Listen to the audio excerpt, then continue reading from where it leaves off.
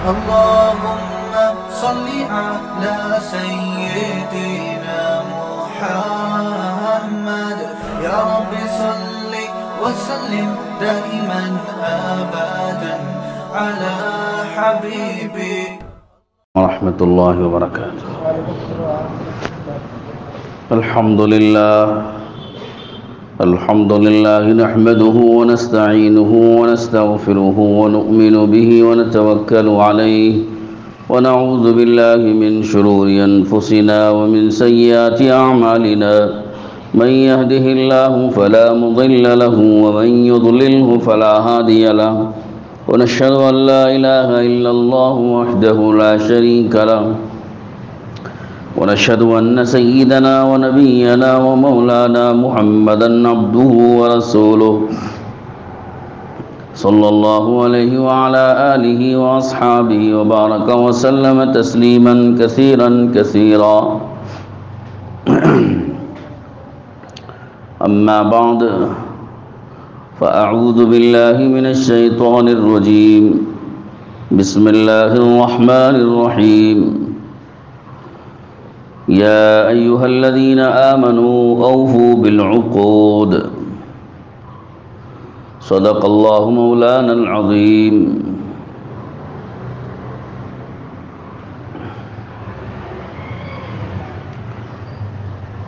دوستو، بھائیو، بزرگو، اس وقت میں نے قرآن پاک کے سورہ مائدہ کی ایک آیت پاک کا ابتدائی حصہ تلاوت کیا. پہلی آیت ہے اور پہلی آیت کا یہ پہلا حصہ ہے جو میں نے آپ کے سامنے تلاوت کیا ہے. اس آیت میں اللہ تعالیٰ نے تمام ایمان والوں سے خطاب فرماتے ہوئے یہ ارشاد فرمایا کہ اے ایمان والو، اوفو بالعقود، معاملات اور معاہدات کو پورا کیا کرو. اوفو کے معنی پورا کرو، بالعقود، عقود عقد کی جمع، عقد کے معنی معاہدہ یا معاملہ. تو معاہدے، باہمی معاہدوں اور معاملات کو پورے کیا کرو.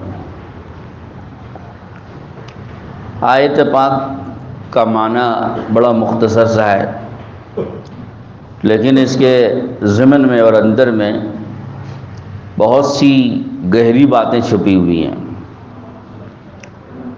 بلکہ حضور اکرم صلی اللہ علیہ وسلم نے جب یمن کی طرف ایک صحابی کو بھیجا تو وہاں کے معاملات اور تمام مسائل کو حل کرنے کے لیے ایک تحریر آپ نے مرتب فرمائی. اس میں بہت سارے اصول اور نصیحتیں آپ علیہ السلام نے تحریر کروا کے ان کو عنایت فرمائیں. تو اس تحریر کے شروع میں یہ آیت اللہ کے نبی نے لکھ کے بھیجی ٹائٹل کے طور پہ. پوری تحریر کے شروع میں آپ نے یہ آیت پاک بطور ٹائٹل کے لکھوائی. تو علماء نے اس آیت کو اسی سے بڑا اہم سمجھا ہے کہ پورے معاملات میں اس آیت پاک سے بڑی رہنمائی اور رہبری ملتی ہے. وہ یہ رہبری ہے کہ معاملات اور معاہدے جو ہوتے ہیں وہ پورا کرنے کے لیے ہوتے ہیں، ان کو پورا کرنا چاہیے. اب اس میں کون کون سے معاہدے ہیں جو پورے کرنے چاہیے، کون کون سے معاملات ہیں جو پورے کرنے چاہیے، اور اس میں کون کون سے معاہدے داخل ہیں، یہ سمجھنے کی چیز ہے. علماء نے فرمایا کہ معاہدے جو ہے 3 طرح کے ہوتے ہیں. ایک معاہدہ ہے بندے کا اللہ کے ساتھ. معاہدے کا مطلب میں تھوڑا سا آپ کو آپ کی زبان میں کہوں تو ایگریمنٹ سمجھیے. دو پارٹیز کے درمیان میں ہونے والا اگریمنٹ، ایک معاہدہ، معاملہ۔ تو ایک بندے کا اللہ کے ساتھ معاہدہ ہے، اور دوسری قسم ہے خود بندے کا خود اپنے ساتھ ایک معاہدہ ہوتا ہے، اور تیسرا ہے بندے کا دوسرے بندوں کے ساتھ معاہدہ، بندوں کا بندوں کے ساتھ۔ تو تینوں قسم کے معاہدے اس میں داخل ہیں۔ تو گویا اللہ کے ارشاد فرمانے کا حاصل یہ نکلا کہ معاہدے پورے کیا کرو، مطلب یہ کہ ایک بندہ اپنے رب کے ساتھ جو معاہدہ کرتا ہے اس کو پورا کرنا چاہیے۔ اب بندے کا رب کے ساتھ کیا کیا معاہدہ ہوتا ہے، تو میں اگر اس کو بہت اختصار کے ساتھ بتاؤں تو ایک معاہدہ ایمانی ہے، جیسے دنیا میں ہمارے آنے سے پہلے ہماری روحوں کو اللہ نے پیدا فرمایا تھا، آج تمام روحوں کو عالم ارواح میں جمع کیا، ساری روحیں آدم علیہ السلام سے لے کر قیامت تک آنے والے سارے انسانوں کی روحیں، مسلمان ہوں، بے ایمان ہوں، کسی بھی مذہب کے ماننے والے ہوں، سب کی روحوں کو، جو لوگ اب تک پیدا ہو کر مر گئے اور آئندہ پیدا ہونے والے ہیں جو اب موجود ہیں، ان سب کی روحوں کو اللہ تعالیٰ نے ایک میدان میں، ایک عالم میں، ایک عالم ارواح میں جمع کیا تھا، میدان میں، اور سب روحیں چونٹی کی شکل میں تھی، بہت چھوٹی سی، اس لیے کہ روح تو وہ تو جسم اللہ تعالیٰ اس کا رکھے ہوئے ہیں، لیکن جسم لطیف ہوتا ہے، کثیف نہیں ہوتا ہے۔ لطیف کا مطلب ہے کہ آسانی سے سمٹ بھی جائے، آسانی سے پھیل بھی جائے، اس کو کہتے ہیں ایک لطیف چیز، نرم ہوتی ہے۔ اور لطیف کو کیسے سمجھایا جائے، تو بہرحال آسانی سے پھیل بھی جائے، آسانی سے سکڑ بھی جائے۔ تو ایک کثیف ہوتی ہے، کثیف ہوتی ہے وہ جیسے سخت ہوتی ہے، ٹھوس۔ ہمارے ہاں جیسے اردو میں کتابوں میں کہا جاتا ہے، کتابوں میں لکھا ہوا ملتا ہے، ٹھوس، مایا، گیاس، تین اردو کی کتابوں میں اسکول کی یہ لفظ ملتا ہے۔ ٹھوس چیز جو ہوتی ہے وہ کثیف ہوتی ہے، سخت ہے، جیسے لوہا ہے، پتھر ہے، لکڑی ہے، ٹھوس ہوتی ہے، اسے آپ سکڑنا چاہو نہیں سکڑے گی، دبانا چاہو نہیں دبے گی، کھینچنا چاہو نہیں کھینچے گی، تو وہ سخت ہوتی ہے۔ ایک مایا ہوتی ہے، جیسے پانی ہے اور کوئی بھی لیکوڈ چیز ہے، تو وہ تو بہنے والی ہوتی ہے، نرم ہوتی ہے۔ تو اسی طریقے سے لطیف چیز کو آپ سمجھیے، جیسے مایا ہے، گیس، پانی کی طرح سے ایک لطیف شے ہے۔ روح انسان کی، جیسے آپ دوسرے الفاظ میں سمجھ لیجئے کہ جنات کا جسم ہے۔ جنات کو کون دیکھ سکتا ہے؟ جنات کا حالانکہ جسم ہوتا ہے لیکن نظر نہیں آتا، اور وہ اتنے لطیف جسم کے ساتھ ہوتے ہیں کہ کسی اور کے جسم میں اترنا چاہیں اتر جائیں گے، انسان کے جسم میں گھسنا چاہیں گھس جاتے ہیں۔ شیطان کے بارے میں لکھا ہے کہ بھئی وہ تو انسان کے خون کے ساتھ دوڑتا ہے، بدن میں گھس کر کے، تو وہ کثیف نہیں ہوتا ہے بلکہ وہ لطیف ہوتا ہے جسم، اس لیے اس کو اس پر قابو ہو جاتا ہے آسانی سے۔ وہ کسی ایک چھوٹی سی چیز میں گھسنا چاہے گھس جائے گا، بوتل میں اترنا چاہے بوتل میں گھس جائے گا، بند دروازوں میں سے گھس جائے گا، کیونکہ لطیف ہے۔ تو لطیف کو میں سمجھانے کے لیے مثال دے رہا ہوں۔ تو روح بھی اسی طرح کی ایک لطیف شے ہے، تو اللہ نے اس کو چونٹیوں کی شکل میں پیدا فرمایا، جمع کیا میدان میں، ساری روحیں جمع تھیں۔ تو اللہ تعالیٰ شانو نے اس میدان میں مخاطب ہو کر تمام روحوں سے آمنے سامنے پوچھا، الست بربکم، بتاؤ تم سب کیا میں تمہارا رب نہیں ہوں؟ تو تمام روحوں نے بیک آواز جواب دیا، بلا، کیوں نہیں، آپ ہی تو ہمارے رب ہیں، پیدا تو آپ نے ہی کیا، آپ ہی ہمارے رب ہیں، آپ کو چھوڑ کر ہم کس کو رب سمجھیں گے؟ آپ کے سوا ہم کسی کو رب نہیں سمجھتے۔ تو تمام روحوں نے اللہ تعالیٰ کے سامنے یہ گویا معاہدہ کیا ہے یہ ایک عہد کیا ہے، ہم آپ ہی کو رب سمجھتے ہیں۔ تو یہ ایک بندوں کے ساتھ اللہ تعالیٰ کے ساتھ بندوں کا ایک اگریمنٹ ہوا ہے وہاں پہ، اس کو عہد الست کہتے ہیں، اس اگریمنٹ کو عہد الست کہتے ہیں۔ اب اللہ پاک یہ دیکھنا چاہتے ہیں کہ دنیا میں بھیج کر انسانوں کو، انہی روحوں کو اللہ نے انسان کا ایک جسم دے کر، کثیف جسم دے کر، کثیف جسم، یہ جسم کو کثیف جسم کہتے ہیں، اس کثیف جسم میں وہ لطیف روح کو اللہ نے ڈال دیا، اور ڈال کر کے دنیا میں بھیجا ہے وہ الگ الگ اوقات میں۔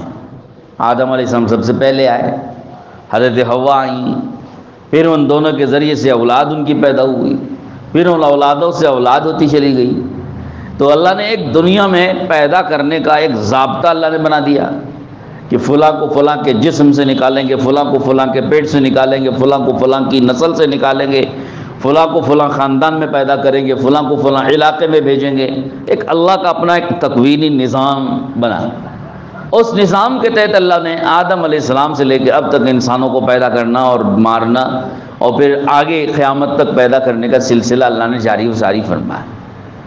تو اب اللہ پاک دنیا میں ان انسانوں کو پیدا کر کے یہ دیکھنا چاہتے ہیں کہ بندوں نے جو میدان الست میں میرے ساتھ جو اگریمنٹ کیا تھا وہ یہاں پورا کرے گا کہ نہیں کرے گا۔ بندے نے جو میرے ساتھ وہاں پر معاہدہ کیا میدان الست میں، ایک میرے ساتھ معاہدہ ہوا تھا بندوں کا، بندوں نے میرے ساتھ ایک عہد کیا تھا کہ ہم آپ ہی کو اپنا رب سمجھتے ہیں، آپ ہی کو اپنا رب مانتے ہیں، آپ ہی کو اپنا رب تسلیم کرتے ہیں۔ ایک معاہدہ اور ایک عہد جس کو عہد الست کہتے ہیں، یہ بندوں نے اللہ کے ساتھ کیا ہے۔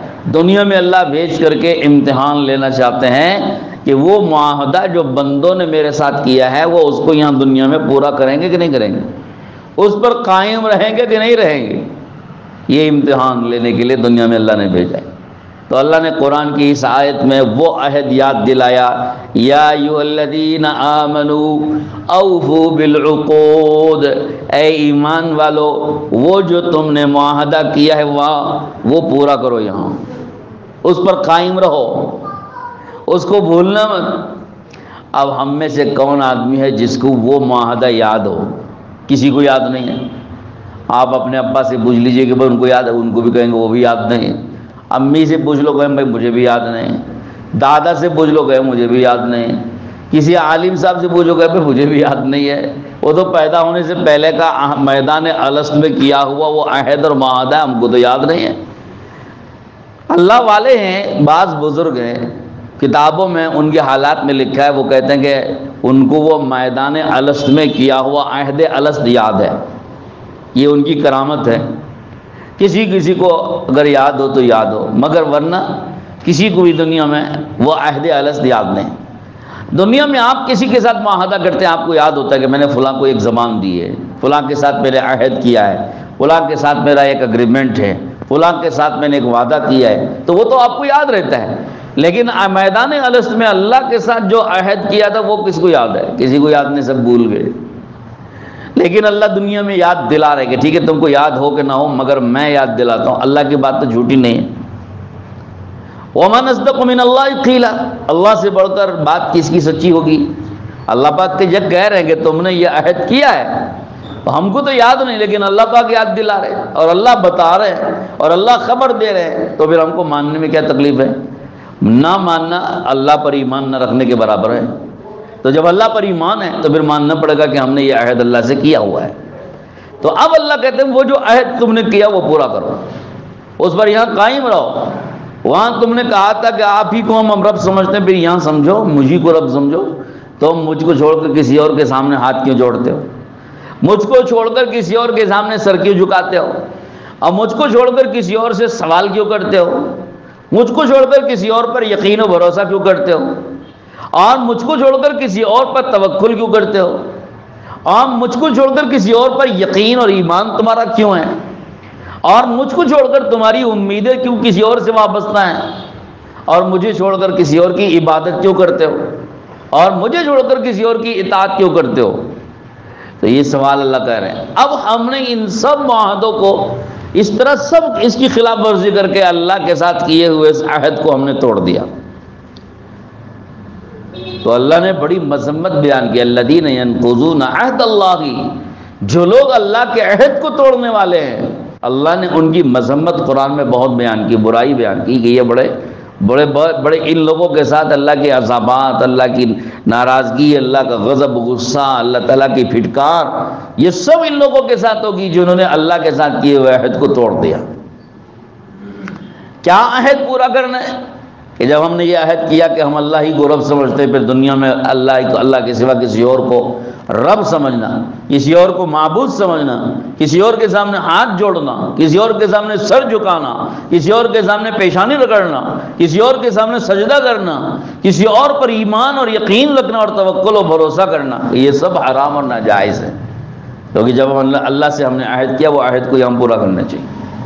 تو بہرحال میں اس کی تفصیل میں مزید گئے بغیر بات کو سمیٹنے کی کوشش کروں تاکہ تھوڑے سے وقت میں ساری بات آ جائے۔ تو ایک تو یہ عہد ہے جو بندوں نے اللہ تعالیٰ کے ساتھ میں وہاں پر کیا ہے، دوسرا عہد اور دوسرا معاہدہ اللہ تعالیٰ کے ساتھ اور بھی ہوتا ہے۔ وہ کیا ہے؟ جب ہم نے دنیا میں کلمہ پڑھا لا الہ الا اللہ محمد الرسول اللہ، تو جب ہم نے یہ کلمہ پڑھا ہے تو اس کلمے کو پڑھ کر ہم نے بہت ساری چیزیں قبول کر لی ہیں۔ دنیا میں آنے کے بعد ہم نے کلمہ پڑھا، ہم سب کلمہ پڑھتے ہیں، پڑھیے، پڑھتے ہیں نا لا الہ الا اللہ، پڑھیں نا محمد الرسول اللہ، یہ کلمہ ہم نے پڑھ لیا ہے۔ تو یہ کلمہ پڑھنے کا مطلب اللہ سے ایک معاہدہ ہے، ایک اگریمنٹ کرنا ہے کہ جب ہم نے کہہ دیا لا الہ الا اللہ، اللہ کے سوا کوئی معبود نہیں، تو ایک اگریمنٹ ہو گیا ہمارا اللہ کے ساتھ، ایک معاہدہ ہو گیا کہ ہم اب اللہ کے ساتھ، چلو وہ یاد ہے کہ نہیں یاد ہے پتہ نہیں، یہاں تو کہہ رہے ہیں، یہاں تو ہم پڑھ رہے ہیں کلمہ، یہاں تو زبان سے یہ کلمہ پڑھ کر کے اللہ کے ساتھ ایک عہد تو کر لیا کہ آپ کے سوا ہم کسی کو معبود نہیں سمجھیں گے، آپ کے سوا کسی کی عبادت نہیں کریں گے۔ یہ تو ایک یہاں زبان سے پڑھ کر کے کلمہ ایک اللہ کے ساتھ اگریمنٹ ہو گیا۔ پھر محمد الرسول اللہ پڑھا کہ محمد اللہ کے رسول ہیں، گویا ہم نے ایک عہد اور بھی کیا، وہ یہ کہ حضرت محمد کو ہم اللہ کے رسول سمجھتے ہیں، اللہ کے وہ بندے اور اللہ کے رسول ہیں، اور اللہ کے رسول سمجھنے کا مطلب اللہ کی طرف سے بندوں پر جو بھی احکامات کو اتارنا ہے اس کے اتارنے کے لیے اللہ نے حضرت محمد صلی اللہ علیہ وسلم کو واسطہ بنایا ہے، رسول بنایا ہے، ہم یہ بات مانتے ہیں۔ تو لہذا اب جب یہ بات ہم نے تسلیم کر لی تو گویا ایک دوسرا اگریمنٹ ہو گیا، وہ ایک حضرت محمد الرسول اللہ صلی اللہ علیہ وسلم جو بھی بولیں گے ہم اس کو اللہ کی طرف سے سمجھیں گے۔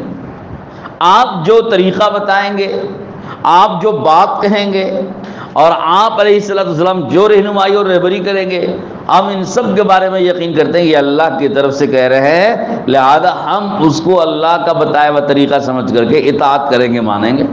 ایک دوسرا اگریمنٹ ہو گیا۔ اب اللہ کہہ رہے ہیں یا ایھا الذین آمنوا اوفوا بالعقود، اے ایمان والو اللہ سے کیے ہوئے اگریمنٹ کو، معاہدے کو، معاملے کو پورا کرو۔ لہذا ہم نے محمد الرسول اللہ پڑھ کر یا اللہ سے یہ عہد کیا ہے کہ اللہ کے رسول حضرت محمد صلی اللہ علیہ وسلم جو بھی کہیں گے ہم اس کو اللہ کے طرف سے سمجھ کر کے اطاعت کریں گے۔ تو جب یہ ہم نے تسلیم کر لیا اور یہ عہد کر لیا اور یہ بات مان لی تو اب پورا کرنا چاہیے۔ اب اس کے خلاف چلنے کا مطلب یہ ہوا کہ اللہ سے کیے ہوئے عہد اور معاہدے کو ہم توڑنے والے ہیں، تو یہ اللہ کو ناپسند ہوگا کہ جب تم نے اللہ سے ایک عہد کیا اس کو کیوں توڑتے ہو؟ جب تم نے اللہ سے ایک معاملہ طے کیا تو اس کی خلاف ورزی کیوں کرتے ہو؟ تو ایک تو یہ بندوں کا عہد الست ہے جو ہم نے عالم الست میں دنیا میں آنے سے پہلے کیا، وہ بھی مراد ہے، اور دوسرا یہاں کلمہ پڑھنے کے بعد پوری ایک زندگی کو شریعت کے مطابق اور اللہ کے رسول صلی اللہ علیہ وسلم کے بتلائے ہوئے طریقے کے مطابق گزارنے کو ہم نے تسلیم کر لیا اور مان لیا ہے، ایک وہ بھی مراد ہے کہ یہ بھی معاملہ ہے، معاہدہ ہے جس کو پورا کرنے کا اللہ نے یہاں حکم دیا ہے۔ تو ایک تو معاہدہ وہ ہے جو ایک بندہ اللہ کے ساتھ کرتا ہے، اور دوسرے معاہدے کی قسم وہ ہے جو بندہ اپنی ذات کے ساتھ بھی کرتا ہے۔ اپنی ذات کے ساتھ بھی بندے کے کچھ معاہدے ہوتے ہیں، کچھ معاملے ہوتے ہیں۔ مثلا بندہ اپنے ذمے یہ طے کر لیتا ہے کہ میں 5 نمازیں پڑھوں گا، یہ اپنے ذمے اس نے، یا بندے نے اپنے ذمے لازم کر لیا کہ میرے ذمے ہے کہ میں فلاں موقع پر اگر میرا کام ہو گیا تو میں 3 روزے رکھوں گا، اگر میرا فلاں کام ہو گیا تو میں ایک جانور ذبح کروں گا، ایک بکرا دوں گا، اگر میرا فلاں کام ہو گیا میں اتنے روپے صدقہ کروں گا، یا اگر مجھے سہولت ہو گئی میں حج کو جاؤں گا، یا فلاں میرا انتظام ہو گیا، میرے کام ہو گئے تو میں فلاں کو کھانے کھلاؤں گا۔ تو اپنے ذمے بندے نے کچھ ذمہ داریاں طے کر لیں، ایک معاہدہ کر لیا، معاملہ طے کر لیا اپنے ساتھ، تو فرمایا اس کو پورا کرو۔ اس کی خلاف ورزی کرنا، ایک نیت کر لی کہ میں فلاں نیک کام انجام دوں گا، فلاں میں مسجد کو اتنے روپے میں صدقہ کروں گا، فلاں مدرسے کے لیے میں پانی کا کنواں کھدوا دوں گا۔ آدمی اندر سے نیتیں کرتا ہے، لیکن نیتیں کر کے آدمی اس کو پورا نہیں کرتا۔ اللہ فرما رہے کہ جب تم نے ایک بات طے کی ہے اپنی ذات کے ساتھ، اس کو پورا کرو۔ پھر ایک تیسرا معاملہ ہوتا ہے بندے کا بندوں کے ساتھ، بندے کا بندوں کے ساتھ بھی ایک معاملہ ہوتا ہے، اس کو بھی معاہدہ کہتے ہیں۔ مثلا 2 آدمیوں نے مل کر کے ایک اگریمنٹ سائن کیا، اس کی ایک مثال ہے نکاح۔ عورت کی طرف سے نکاح کی پیشکش ہوئی، عورت والوں نے، لڑکی والوں نے نکاح کی پیشکش کی، اور مسجد میں بیٹھ کر قاضی صاحب کے سامنے دولہا نے اس پیشکش کو قبول کرتے ہوئے کہا کہ میں نے قبول کیا۔ قاضی صاحب نے لڑکی والوں کی طرف سے یہ بیان کیا، لڑکی کے باپ نے اپنی لڑکی کو پیش کیا کہ میں اپنی لڑکی فلاں شخص کے نکاح میں دینا چاہتا ہوں، دینے تیار۔ قاضی صاحب نے اس کی طرف سے ادا کیا کہ بھائی میں نے فلاں کی وکالت سے فلاں کی بیٹی کو آپ کے نکاح میں دے دیا، کہ آپ نے قبول کیا؟ لڑکے نے کہا میں نے قبول کیا۔ ایک اگریمنٹ سائن ہو گیا، دونوں کا دستخط ہو جاتا ہے اس پہ۔ تو ایک 2 افراد کے درمیان میں ایک اگریمنٹ سائن ہوتا ہے، ایک معاہدہ طے ہوتا ہے۔ اللہ تعالیٰ فرماتے ہیں یا ایھا الذین آمنوا اوفوا بالعقود، اے ایمان والو یہ معاہدے اور یہ معاملات جو تم باہم ایک دوسرے کے ساتھ طے کر رہے ہو اس کو پورا کرو۔ لہذا جب ایک شخص نے ایک عورت کو اپنے نکاح میں قبول کیا ہے تو اس قبول کرنے کا مطلب ہے کہ زندگی بھر اس کو نبھانا طے کر لیا، زندگی بھر اس کو اپنے نکاح میں رکھنا طے کیا ہے، تو فرمایا کہ نبھاؤ، اپنے ساتھ رکھو، اور رکھنے کا طریقہ جو بتایا گیا اس طریقے سے رکھو، اس کا مہر ادا کرو۔ جب یہ تم نے طے کر لیا اور یہ اگریمنٹ سائن کر لیا اور ایک معاہدہ کر لیا کہ فلاں کو میں نے اپنی نکاح میں قبول کیا، تو اس قبول کرنے کے پیچھے صرف قبول کرنا نہیں ہے، اس قبول کرنے کے پیچھے بہت ساری ذمہ داریاں تم نے ان کی قبول کر لی، بہت سارے حقوق تم نے لڑکی اور عورت کے اپنے ذمے لے لیے، اب اس کو پورا کرو۔ سب سے پہلے تو مہر ادا کرنا طے کیا، مہر دو۔ لہذا جو لوگ مہر نہیں ادا کرتے اور شادیاں کر لیتے ہیں اور مرنے کے وقت میں کھڑے ہو جاتے ہیں مہر معاف کرانے کو، تو اللہ تعالیٰ، اللہ کے نبی صلی اللہ علیہ وسلم نے اس کو بہت برا سمجھا ہے کہ یہ طریقہ صحیح نہیں ہے، بلکہ فرمایا کہ اگر اس نے زندگی بھر اسی طرح عورت سے فائدہ اٹھایا ہے اور مرنے کے وقت میں، اس کے وفات کے وقت میں اس کا مہر معاف کرانا چاہتا ہے، تو اللہ تعالیٰ اس کو زندگی بھر بدکاری کا گناہ لکھیں گے۔ اتنی سخت بات ہے کہ جب مہر طے کیا تو مہر ادا کرنا چاہیے۔ اوفوا بالعقود، معاملے پورا کیا کرو۔ تو بہرحال ایک عورت کو نکاح میں قبول کرنے سے عورت کے حقوق اپنے ذمے قبول کر لیے، تو مہر قبول کر لیا، مہر ادا کرنا چاہیے۔ روزانہ کا نان و نفقہ ہے، خرچ و اخراجات اس کے ہیں، اس کو بھی کوئی اپنے ذمے لے لیا ہے، اس کو بھی ادا کرو۔ برابر روزانہ کے جو اخراجات ہوتے ہیں اس کے حق کے مطابق اخراجات اسے دینا چاہیے، اور سالانہ کے جو اخراجات ہیں وہ دینا چاہیے۔ اگر اس کے بچہ ہو جائے تو بچے کے جو اخراجات ہیں وہ دینا چاہیے۔ الغرض جتنی بھی ذمہ داریاں عورت کے طرف سے عورت کے حق کے طور پر آئیں گی وہ ساری گویا ذمہ داریاں اس نے قبول کی ہیں۔ تو یہ آیت پاک کہتی ہے کہ وہ ساری ذمہ داریاں جب تم نے قبول کی ہیں اس کو ادا کرو، اس کو پورا کرو۔ تو یہ آیت پاک اس کو بھی شامل۔ اسی طریقے سے ایک دوسرے کے ساتھ بندے کے معاملات میں وعدہ بھی ہوتا ہے۔ ایک بندے نے دوسرے بندے سے وعدہ کر لیا کہ میں فلاں وقت میں آپ سے آ کر کے ملاقات کروں گا، تو ایک وعدہ ہو گیا، تو فلاں وقت میں ملاقات کے لیے پہنچنا چاہیے۔ اور ایک آدمی نے دوسرے شخص سے پیسے اور رقم بطور قرض کے لیے 1,00,000 روپے قرض لیا، فلاں تاریخ کو میں آپ کی یہ رقم واپس کر دوں گا، تو ایک معاملہ طے کیا ہے، تو اب فلاں تاریخ پر یا تو اس کو رقم واپس کر دینا چاہیے یا کم از کم اس سے مل کر کے مزید مہلت لے لینا چاہیے۔ آپ کو فلاں وقت میں رقم دینے کے لیے سہولت نہیں ہوئی تو پھر فلاں وقت میں ملاقات کر کے یا فلاں وقت سے پہلے اس سے مزید مہلت لے لیجیے، کتنی مہلت میں آپ دوبارہ دیں گے۔ تو جو بھی معاملہ طے کیا ہے اس معاملے کو پورا کرنا چاہیے، معاملے کو توڑنا نہیں چاہیے۔ اسی طریقے سے آپ نے ایک سامان دکان سے خریدا اور اس کی دکاندار نے قیمت طے کی، 50 روپے کی قیمت طے کی ہے، تو آپ کو 50 روپے دے دینا چاہیے۔ ہاں اگر آپ کو 50 روپے دینے پر رضامندی نہیں تھی تو معاملے کے وقت میں ہی جتنا بھی آپ دے سکتے ہیں اتنی رقم بات کر کے طے کر لیتے۔ مثلا آپ کو 45 روپے دینے کا تھا تو بات کرنے کے وقت میں ہی، قیمت طے ہونے کے وقت میں ہی آپ کو 45 روپے طے کرنا چاہیے تھا۔ یہ نہیں ہو سکتا کہ 50 روپے تو آپ نے طے کیا، ادائیگی کے وقت میں کہتے ہیں کہ نہیں صاحب 50 روپے کی تو میں نہیں دوں گا، 45 روپے دوں گا، تو یہ غلط ہو جائے گا، خیانت ہو جائے گی اور یہ معاملے کی خلاف ورزی ہوگی۔ تو قرآن کی آیت کہتی ہے اوفوا بالعقود، جو معاملہ طے کیا ہے وہ معاملے کو پورا کرو۔ آپ نے 50 روپے، اسی طریقے سے میٹر ہوتا ہے، آٹو رکشہ میں سفر کر رہے ہیں اور آٹو کا میٹر پڑ گیا 100 روپے کا، آپ کہتے ہیں کہ صاحب یہ میٹر زیادہ ہوا ہے، میں نہیں دوں گا 100 روپے، میں تو 90 روپے دوں گا۔ تو آپ کو پہلے ہی سے طے کر لینا چاہیے تھا 90 روپے دوں گا، لیکن جب آپ نے شروع میں میٹر پر بات کر لی تو جتنا میٹر پڑا اتنے روپے اس کو دینا چاہیے، اس سے کم دینا یا گھٹا کر دینا خیانت ہوگا، یہ معاملے کی خلاف ورزی ہوگی۔ قرآن کی آیت کہتی ہے کہ یہ تم نے معاملے کی خلاف ورزی کی، یہ جائز نہیں۔ تو اوفوا بالعقود ایک آیت قرآن پاک کی، اس نے ہزاروں لاکھوں قسم کے معاملات اور معاہدات کو شامل کر کے اس کے پورا کرنے کی ترغیب دی ہے۔ اسی طریقے سے فرمایا کہ جب معاہدہ ہے، معاملہ ہے، اس کی ایک قسم یہ بھی ہے کہ آدمی کاروبار کر رہا ہے، بیع و شراء کر رہا ہے، تو اس کا طریقہ یہ ہے کہ آپ سامان بیچ رہے ہو، سامان میں اگر کوئی عیب ہے، سامان میں اگر کوئی نقص ہے، تو معاہدے کا طریقہ یہ ہے، معاملہ کرنے کا طریقہ یہ ہے کہ اس عیب کو بتا دینا چاہیے کہ بھائی صاحب یہ سامان اس میں یہ فلاں کمی ہے، فلاں نقص ہے، فلاں عیب ہے، اس کی وجہ سے اس کی قیمت گھٹ جائے گی۔ اگر آپ کو اس عیب کے بغیر چاہیے اس کی یہ قیمت ہوگی، اور اسی عیب کے ساتھ یہ سامان چاہیے تو اس کی قیمت کم ہوگی۔ آپ کو جو چاہے پسند ہو، جو پسند ہو لے لیجئے، یہ پسند ہو یہ لے لیں، وہ پسند ہو وہ لے لیں۔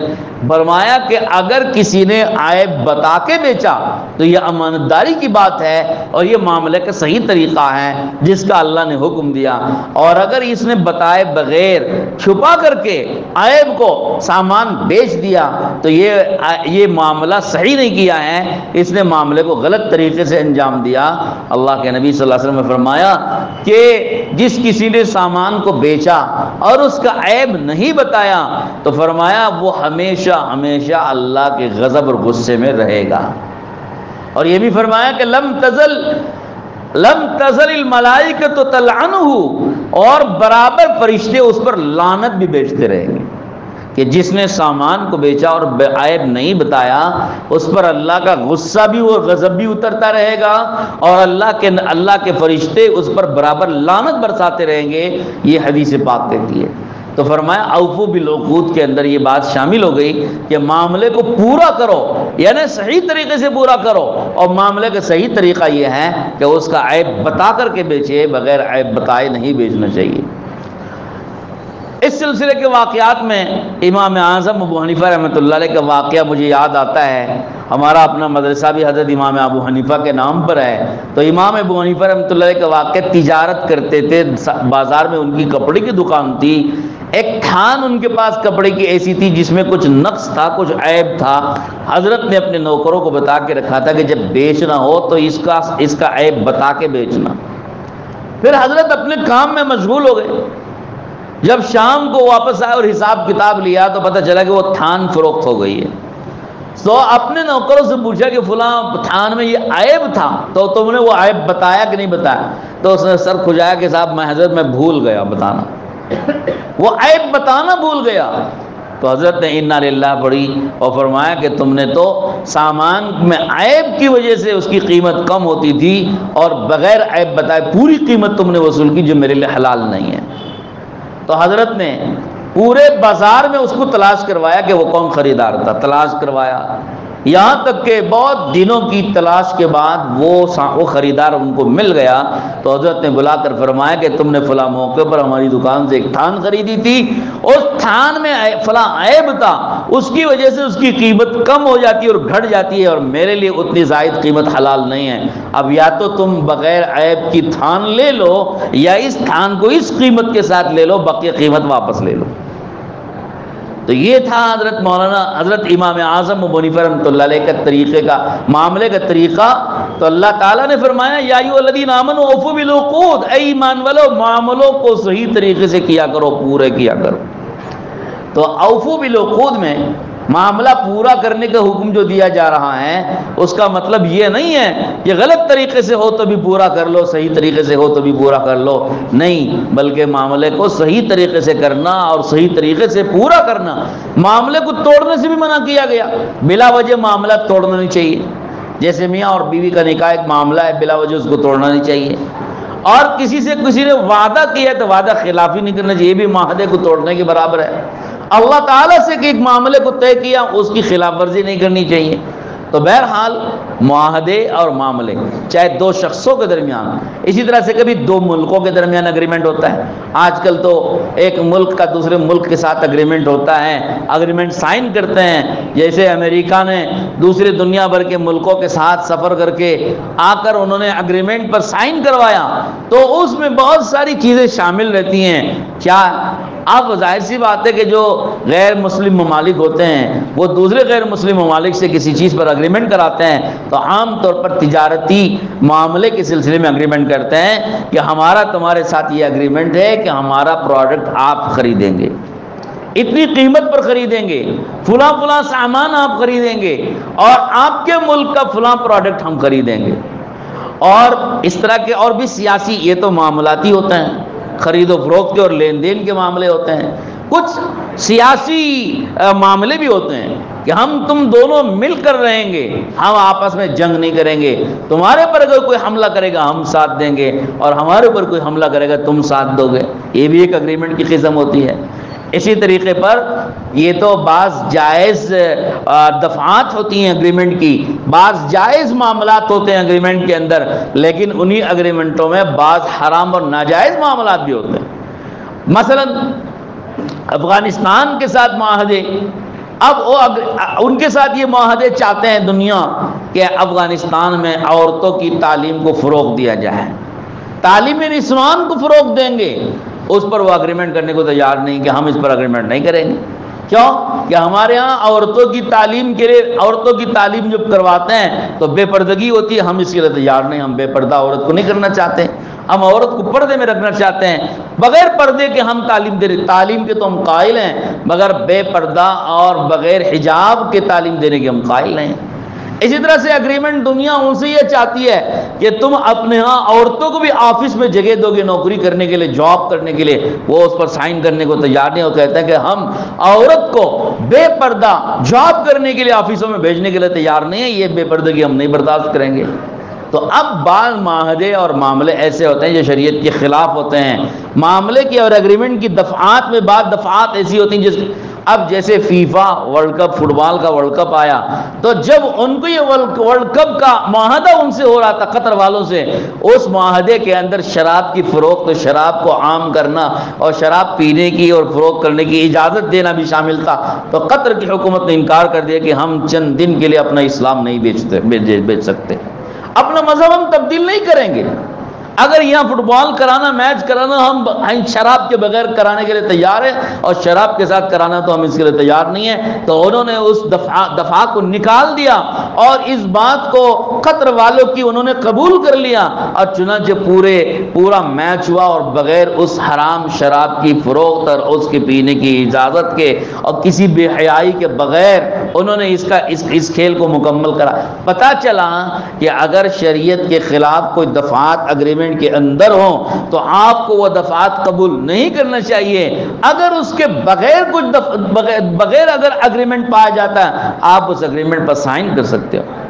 حضور اکرم صلی اللہ علیہ وسلم کے زمانے میں مشرکین مکہ نے ایک اگریمنٹ پر سائن کرنے کا مطالبہ کیا حضور سے، فرمایا کہ یا اے محمد صلی اللہ علیہ وسلم ہم آپس میں آپ کے ساتھ ایک معاہدہ کرتے ہیں، وہ یہ کہ 1 سال ہم آپ کے معبود کی عبادت کریں گے اور اگلے سال آپ ہمارے معبودوں کی پوجا کرو گے۔ یہ اگریمنٹ کی دفعہ پیش کی حضور کے سامنے، حضور صلی اللہ علیہ وسلم نے انکار فرما دیا کہ یہ ہم قبول نہیں کر سکتے کہ ہم اپنا دین اپنے خدا کو چھوڑ کر تمہارے معبودوں کی پرستش کریں۔ قل یا ایھا الکافرون لا اعبد ما تعبدون، یہ آیت یہ صورت اسی موقع پر نازل ہوئی ہے جس میں فرما دیا گیا کہ کافروں سے کہہ دو تمہارا خدا تمہیں سلامت، تمہاری عبادت تمہیں سلامت، تمہارا دین تمہیں مبارک اور ہمارا دین ہمیں مبارک، ہم اپنا دین تمہاری خاطر نہیں چھوڑ سکتے۔ تو شرک پر، کفر پر اگر کوئی اگریمنٹ ہوتا ہے وہ اگریمنٹ پر سائن کرنا جائز نہیں اور حرام ہے۔ تو معاہدے اور معاملات میں جو معاہدے شریعت کے خلاف نہ ہو اس کو تو قبول کیا جا سکتا ہے، لیکن جو دفعات معاہدے کی شریعت کے خلاف ہوں گی اس پر آپ سائن نہیں کر سکتے، اس کو آپ قبول نہیں کر سکتے۔ اسی طرح کہ دنیا بھر کے سارے معاملات میں ایک شخص کا دوسرے شخص کے ساتھ، ایک قوم کا دوسری قوم کے ساتھ، ایک ملک کا دوسرے ملک کے ساتھ جو بھی اگریمنٹ ہوتا ہے وہ سارے اگریمنٹ اگر جائز حدود کے اندر ہیں تو آپ اسے قبول کریں گے، اور جب قبول کر چکیں گے تو پورا کریں گے، اور اگر جائز حدود سے باہر ہیں تو آپ قبول نہیں کریں گے۔ جب نہیں کیا قبول تو اسی پر قائم رہنا ہوگا، اس کی خلاف ورزی کر کے اندر سے خفیہ اور چور دروازے سے معاملہ کرنا حرام ہوگا۔ بہرحال یہ قرآن کی آیت بڑی مختصر سی لیکن لاکھوں قسم کے معاملات اور دنیا کی زندگی کے اندر کے معاہدات اس میں داخل ہو جاتے ہیں۔ ایک آیت قرآن کا اتنا سا ٹکڑا اتنی جامع تفسیر اپنے اندر رکھتا ہے۔ اللہ تعالی ہم سب کو عمل کی توفیق نصیب فرمائے، اس لیے ہم بھی نیت کریں ہم بھی اسی کے مطابق عمل کریں گے۔ جو معاہدے شریعت کی حدود میں ہوں گے اللہ کے ساتھ و بندوں کے ساتھ انشاءاللہ اس کو پورا کریں گے، جو اس کے خلاف ہو ہم اس کو پورا نہیں کریں گے۔ وآخر دعوانا ان الحمدللہ۔ لا الہ الا اللہ، لا الہ الا اللہ۔